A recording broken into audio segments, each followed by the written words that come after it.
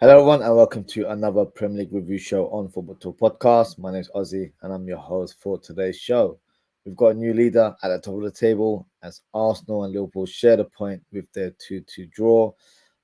Man City were victorious and reclaimed their top spot with a 1-0 victory over Southampton. West Ham beat Manchester United in the final minute of their game. That also ended up being Ten Hag's final minute as Manchester United manager. So let's begin the show with the match of the week, and that is Arsenal versus Liverpool. I'll probably say neither team was satisfied with the outcome of the game, as a win would have helped Liverpool extend their lead at the top, and it would have also allowed Arsenal to cover up more ground after dropping points to Bournemouth in match week 8. But let's discuss the key moments of the game. Great start for Arsenal, who opened the scoreline in the opening 10 minutes. Ben White pings a fantastic ball towards Saka, who's one-on-one with Robertson. Robertson seemed to be playing with no studs on, as Saka gets past him with complete ease and smashes the ball into the back of the net to give the Gunners the lead. No chance for Kelleher with that shot, but then Liverpool respond from a set piece. Great corner kick from Trent Alexander-Arnold. Luis Diaz manages to flip the ball behind towards the near post. Van Dijk gets past his man and scores a header from point-blank range to make it 1-1. Arsenal presented a number of attacks and got their reward just before half-time as Declan Rice whips in a fantastic cross from a free kick. Marino applies a neat finish to give Arsenal the lead once again. In the second half, Liverpool started the game more on the front foot, and Salah managed to rescue a point towards the latter stage of the game as Trent Alexander-Arnold hits a sublime pass to split open the Arsenal defence. Through the right channel, Darwin Núñez chases the ball and squares it to Salah, who's in the middle of the box and calmly slots it in the bottom corner to equalise the score. For me, in terms of the result, not the best of performances from Liverpool. I also feel like this was a great opportunity for Liverpool to take advantage of Arsenal, who had a few key players missing and had to play some players at our position, the likes of Thomas Partey playing at right back, who actually had a fantastic game on that side. But based on the performance from Liverpool, I think I would be pleased with a point, because any other given day, we could easily have walked away with nothing. Arsenal produced a number of chances throughout the game and may feel like they should have won the game with all the shots that they had towards goal. But in the second half, I think they pretty much parked the bus on Liverpool, who applied more pressure. So there wasn't really any urgency for Arsenal to get the winner. But in regards to the table, Liverpool have dropped to second place with 22 points. Arsenal remain in third place, 5 points from the top. Now on to the next fixture. Man City versus Southampton. Man City claimed their first position once again after their win against Southampton at the Etihad. The winning goal occurred very early in the game as Matheus Nunes hits a cross from the left side into the danger zone. Bednarek tried his best to hold Haaland back by grabbing the shirt, but the Norwegian striker was too strong, and despite being wrestled through to the ground, he still managed to apply a sliding finish to give City the lead. Southampton were very close to getting the equaliser themselves as they hit City on the counter-attack. Archer is through on goal and hits a fantastic left-footed shot that rattles the bar. Phil Foden has a great chance in the second half to extend the lead, but his shot is dragged wide. Haaland had a few chances to increase his goal tally, but he was unable to beat Ramsdale. But overall, City did what they had to do. They managed to get the important 3 points, and at this stage, that's all that matters. They claim top spot once again. The rest of the teams are now playing catch up. On to the next fixture. West Ham versus Manchester United. Unfortunately, this defeat led to a dark day in football as Erik ten Hag was sacked by Manchester United earlier today. But before we discuss that, let's review the game against the Hammers. Manchester United produced a number of chances in the first half, but the one that stood out was the miss by Dalot. He's driving into the penalty box. Fabianski is in no man's land, so Dalot pretty much has an open goal to aim at, and he completely hits it off target, high and wide. One awful miss from the fullback, probably one of the worst misses I've ever seen in the Premier League. But in the second half, it was the Hammers that took the lead through Somerville as Danny Ings scruffs his shot, but it still somehow finds the left winger towards the near post, and he applies a sliding shot with the outside of his foot to give West Ham the lead. Manchester United then equalised through an unlikely goal scorer in Casemiro, who scores a header from a rebound. But West Ham get a late penalty as De Ligt fouls Danny Ings in the penalty box. Surprisingly, the referee goes over to the screen and awards a penalty for the Hammers. Jared Bowen steps up and hits the back of the net to seal the win for the Hammers. That result was the nail on the coffin for Erik ten Hag, who was given the marching orders earlier today. Now, speaking as a Liverpool fan, I'm distraught that ten Hag has been sacked as Manchester United. He was a gift that kept on giving, and he gave us so many amazing moments over the last few years. Okay, in all seriousness, the writing was on the wall for ten Hag. But having said that, I thought he may have been given a bit more time, maybe until January or maybe past that, depending on the results. As he's recruited so many players in the summer, I thought he would be given a bit more time to justify his selection of players, but it wasn't to be. The results have been terrible for United as they currently sit in 14th place in the table. So as of yet, Ruud van Nistelrooy has stepped in as interim manager, but United have been linked with a number of managers who could be in the frame to replace Ten Hag. You've got the likes of Thomas Frank, Gareth Southgate, Ruben Amorim, Edin Terzic, the Dortmund manager, Kieran McKenna, just to name a few that have been linked with the job. Out of the names mentioned, you would have to say Amorim would be a fantastic opponent for Manchester United. He's an up-and-coming coach who's done really well at Sporting Lisbon. So I definitely don't want Manchester United to appoint him as the next manager. If it was my choice, speaking as a Liverpool fan, I think you have to go for Gareth Southgate, who would match Ten Hag's mediocrity as a coach, and also a coach that loves playing very defensively. But jokes aside, another alternative could be Thomas Frank. I think he would be an interesting appointment for Manchester United. He's got Premier League experience. He's a great tactician, and the way his teams are set up, they're very organised, and that might be something that Manchester United need going forward. So it'll be interesting to see who Manchester United line up as their next manager. Feel free to drop a comment and let me know who you think should be Ten Hag's long-term placement. Now on to the next fixture. Chelsea versus Newcastle. Chelsea went back to winning ways after they defeated Newcastle 2-1 at Stamford Bridge. Palmer produces a phenomenal pass from his own half to split the Newcastle defence. Neto is driving and on that left wing, hits a low cross for Jackson, who taps it in from close range to give Chelsea the lead. But Newcastle respond with the equaliser as a former Blue, Lewis Hall hits a low cross into the danger zone, and Isaac gets enough on the ball to guide it past the goal line to make it 1-1. In the second half, it was curtains for Newcastle as the man of the moment, Cole Palmer, gets on the score sheet with a fantastic strike as he drives into the box. Question marks on the goalkeeper, to be fair, as Nick Pope shouldn't be beaten in the near post. But that goal secured the win for Chelsea, and they now move up to 5th place. For Newcastle, that's back-to-back defeats, and they've now dropped to 12th in the league.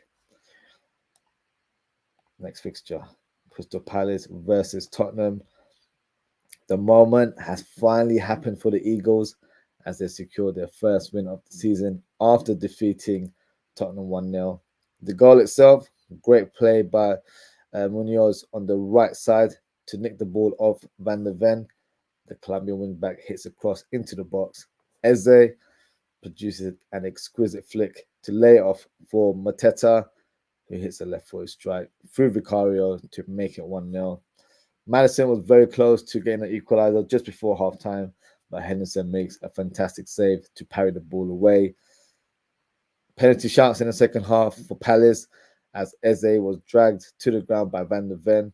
For me, that easily could have been a penalty, as the Spurs defender made no attempt to get the ball and simply brought down the player by grabbing his shirt. So Spurs certainly got lucky with that one. Palace tried to apply more pressure, and they were certainly trying to get that second goal, as Eze has an effort that was parried away. Adam Wharton also had a long shot, but it required a great save from Vicario to deny the midfielder.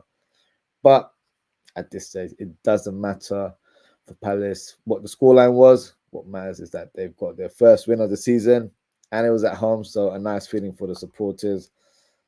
They need to now go on and use this victory as a springboard to climb up the table. Spurs, on the other hand, they just weren't at it in this game. They're a funny side, to be fair. You just never know what team is turning up, which must be frustrating for the supporters and the manager. Now, in other games, we've got Aston Villa versus Bournemouth. McGinn thought he opened the scoreline for Villa with a nicely curled left-footed strike in the box, but VAR reviewed it and disallowed the goal as the ball went out of play before that shot took place. But Villa managed to break the deadlock in the second half as Barkley scores a scrappy goal to make it 1-0. But Evan Nielsen denied Villa all 3 points as he scored a header from a set piece in the 96th minute to help his team walk away with a point. On to the next fixture. Got a 7-goal thriller at the G-Tech Community Stadium. So let's go through the goals. Modric opened the scoreline with a neat finish for Ipswich Town. Hurst then makes it 2-0 for Ipswich Town with a nice dinked finish. Brentford respond with a finish from Wissa. Brentford then get their second, but it was labelled as an own goal from Harry Clark. In the second half, Brentford were awarded a penalty, and Brentford steps up and hits the middle of the goal to make it 3-2. Harry Clark's afternoon got from bad to worse as he concedes a foul just outside of the penalty box. He's given a second yellow and is dismissed from the pitch. But despite being down to 10 men, Ipswich Town respond with an equaliser and a lovely finish from Delap. And Bremo gets the crucial moment of the game and hits a cross shot, I would say, that goes past everyone but somehow finds itself in the back of the net. And that shot helped Brentford seal the victory. And what a crazy end to that game. On to the next fixture. You've got Leicester City versus Nottingham Forest. What a win for Forest as they managed to get an away win. Yates gives Forest the lead with his long shot strike. Leicester equalised through a close range finish from Jamie Vardy. Forest then make it 2-1 with Chris Wood, who has been on fire this season. Lovely finish as he turns and shoots with the goal. Chris Wood then makes it 3-1 with a header, and that helps Forest secure the win. That is Chris Wood's 7th goal of the season. And speaking of 7, that win moves Forest up to 7th place. On to the next fixture. Brighton versus Wolves. What a game this ended up being, as Wolves just about secured a point very late on in the game. But it was Brighton who opened the scoreline with a fantastic finish from Danny Welbeck. He seems to have found a new lease of life. He's been all action so far this season. Ferguson makes it 2-1 for Brighton with a neat finish in the bottom corner. Ainouri smashes one from a corner kick to make it 2-1. But then Cunha in the 93rd minute gets the crucial equaliser with a lethal shot, crossbarring in. But the crazy thing about this goal was the fact that Brighton were on the attack themselves. It was 4 versus 1. The lone defender was Craig Dawson. He manages to make the crucial block, and his pass allows Wolves to hit Brighton on the counter-attack, and it ended up being the crucial winner, the crucial equaliser in the end. So what a crazy end to that game as well. And the final fixture of match week 9 is Everton versus Fulham. Ended as a draw between the two sides, and it was a former Blue who opens the scoreline as Alex Iwobi drives with the ball and hits a low shot in the bottom corner to give Fulham the lead. But better late than never, as their substitute Beto scores in the 94th minute to get the important equaliser for his team. So that is the end of our match week 9 review. Before we proceed into announcing the FPL manager, I'm just going to go through some of the comments here. So, got a comment here from Richard. Big up Richard, as always. He says, Ford Gate as Manchester United. Yeah, do you know what? I'm all for that. I would love to see that happen, to be honest with you. And Madison, big up Madison, as always. He says, I generally like Thomas Frank, but I don't think United fans would be too enthusiastic about that appointment. I do get that gist of your comment there, to be fair, Madison. Even when we were linked with him, when Jurgen Klopp made his announcement, I've always respected him as a coach, but for me, it would have been an underwhelming appointment. But at the same time, Manchester United have gone for the big names over the years, and it just hasn't worked out. So maybe they just need someone who is a pure coach, and that is what you need right now at this stage of their campaign, because I think they've got some decent players in their squad. It's just that they're not functioning as a team. So you do need an all-out coach to try and sort that out in terms of how they're playing, and they need to be a lot better in terms of their organization, because they've been all over the place this season, to say the least. So I do agree. I don't think he'll be the first name that Manchester United would come up with, but he's a Premier League proven manager. At this stage, you probably want a bit more stability rather than going for a coach that's untested in the league. Easier said than done. But with Ten Hag, for example, he had a relatively decent reputation in Holland, but that never worked out. So if they go back to that route, it might, end up the same way. So it'll be interesting. There's a lot of names linked with the United job, as you expect. It's a big club. So yeah, we'll see who is appointed in the coming weeks. And Richard has presented his player ratings for Arsenal versus Liverpool. So he's gone for Kelleher 7, Trent 8, Van Dijk 8, Konate 7, Robertson 5. I think you're being kind there to Robertson. He was shocking in this fixture. Makata 6.5, John 6.5, Grandpa 6.5, Nunes 7, Salah 7.5, Diaz 6.5, Subs Endo 5, Simicast 6, Sabodla 6, and Gakpo 6.5. So yeah, no fair ratings there in terms of the players you mentioned there. But I feel like Robert probably should have been a bit low. That's just my opinion there. And a comment from Madison to Richard saying he thought Konate was really good yesterday. I thought, do you know what? I didn't realize that. I gave Konate my man of the match. I gave him 9 out of 10. I think Konate was phenomenal yesterday. In terms of Richard's rating, I think he probably is. Trent and Van Dijk have a joint score of 8. Yeah, I would have given Konate a higher rating. I thought he was fantastic. So yeah, he was certainly my man of the match yesterday. Richards had also commented saying Liverpool should have made an effort to score the third goal during the stoppage time. Yeah, I think we did try to be fair, but Arsenal, whether we like it or not, certainly had deployed a different way of playing towards the latter. Say they pretty much parked the bus. So when you've got a team of their quality playing the low block, it's very, very hard to break them down. So, yeah, it wasn't to be, unfortunately. And which I said, Robertson has been underperforming for the past few years.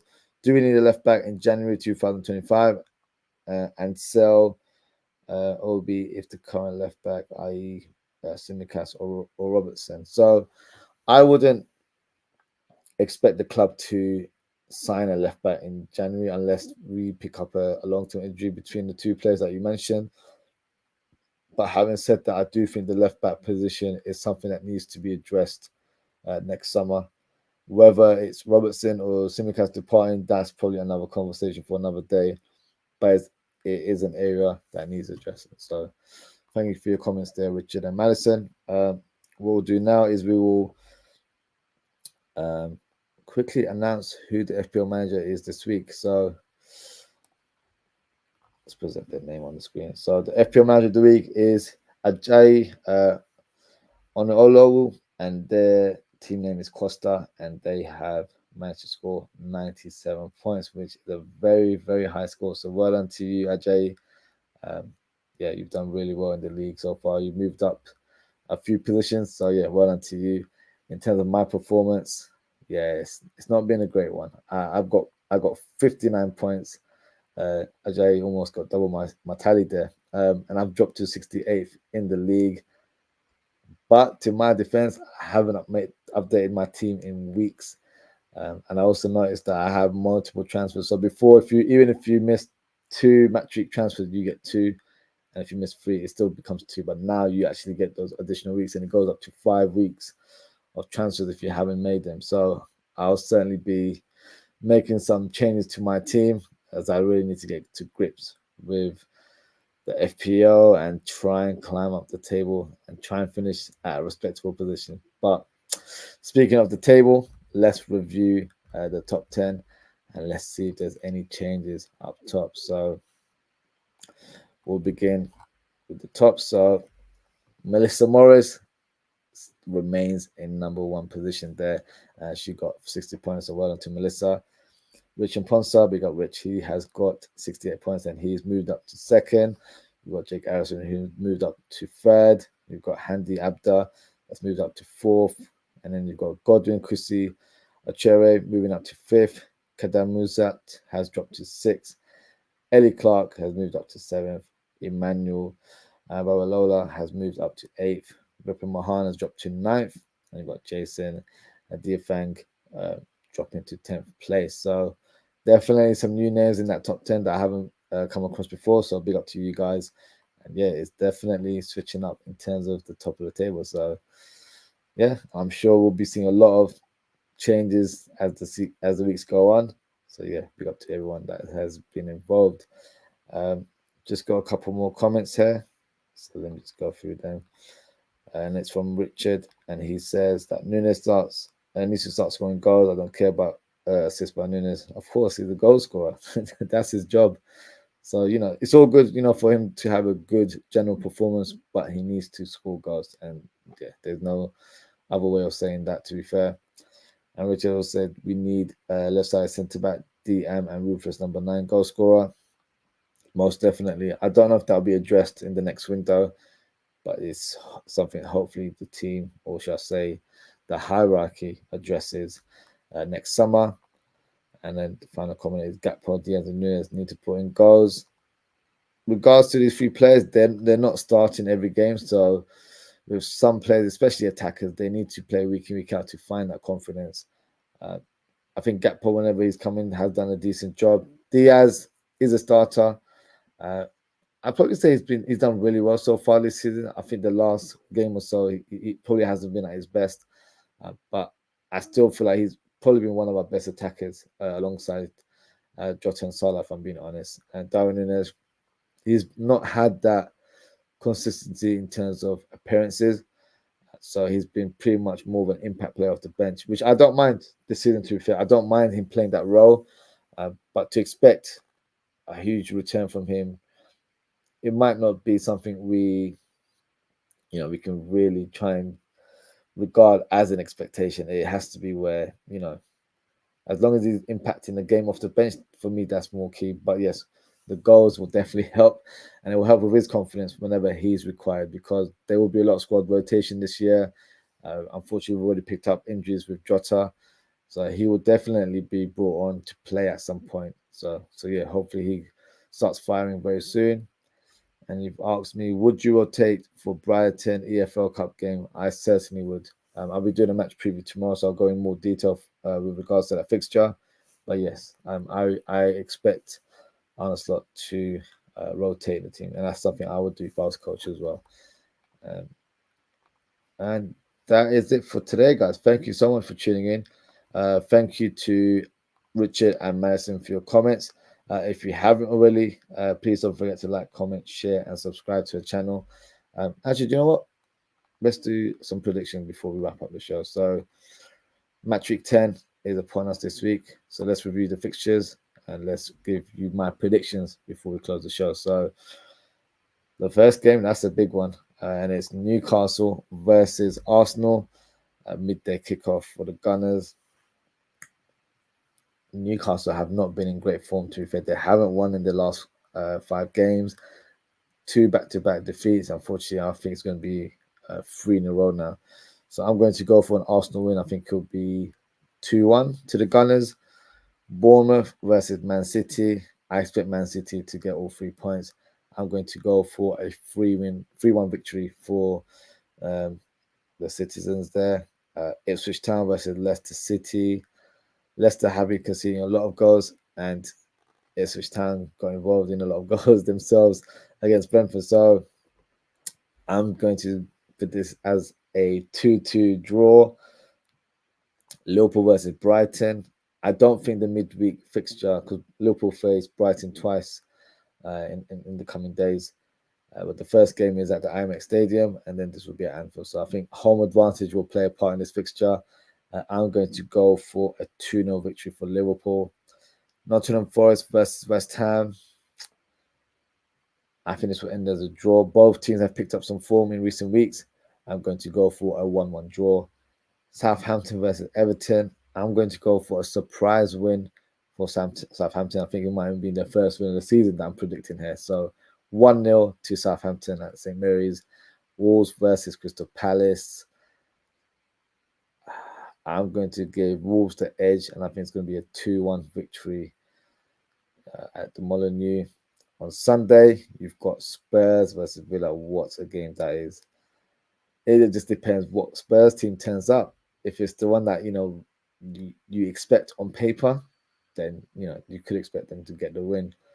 But I'm not so sure. So I'm going to go for a 1-1 draw in this fixture. Manchester United versus Chelsea. At this stage, it's going to be Ruud van Nistelrooy as the interim manager. Does he get that manager's bounce or manager luck in his first fixture as interim manager? I'm not too sure. I feel like this might be a bit of a stalemate sort of game. I'm going to go for a 0-0 draw. I don't think it's going to be a great game. And then you've got Fulham versus Brentford for the Monday night fixture. And I'm going to go for a 1-0 victory for the Cottagers. So that is my prediction for match week 10. And that concludes the show. So thank you so much for tuning in. Thank you to Richard and Madison for your comments. If you haven't already, please don't forget to like, comment, share, and subscribe. In terms of upcoming content for this week, I'll be doing a show very shortly. I'll be doing an FC 25 live at 11:30 p.m. UK time. I had a bit of a mail last week, so I need to try and redeem myself and get some wins under my belt. So that'll be happening tonight. Tomorrow I'll be doing a match preview of Brighton versus Liverpool. It's the Carabao Cup fixture there, so feel free to join. That will be at 10 p.m. UK time. Wednesday I'll be doing a live watch along for that fixture and a match reaction after the game. And then Thursday night I'll be doing a match preview of Liverpool versus Brighton. So lots of shows coming this way. And that is it for today, guys. Thank you so much for tuning in. Take care, stay safe, and I hope to see you guys very, very soon. Goodbye.